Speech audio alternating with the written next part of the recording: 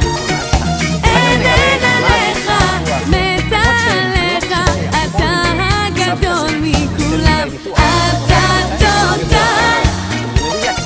אין עליך, מת עליך, אתה הגדול מכולם. ביטוח יתר נמצא בביטוח שבו סכום הביטוח באותה שנה יותר גבוה מהשווי של הנכס המבוטח. זה יכול לקרות מסיבות שונות, כמו הערכה מוטעת וירידה של ערך הנכס המבוטח. במקרה כזה פשוט נחזיר את הפרמיה הזאת.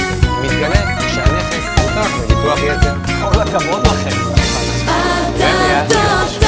אתה משלם לחברת הביטוח. אין עליך, מת עליך, אתה הגדול מכולם, רוצים להבין אתה טוב את תותח. הביטוח? חפשו בגוגל לומדים ביטוחים אין עליך, מת עליך, טוב, אתה עושים את זה הגדול מכולם.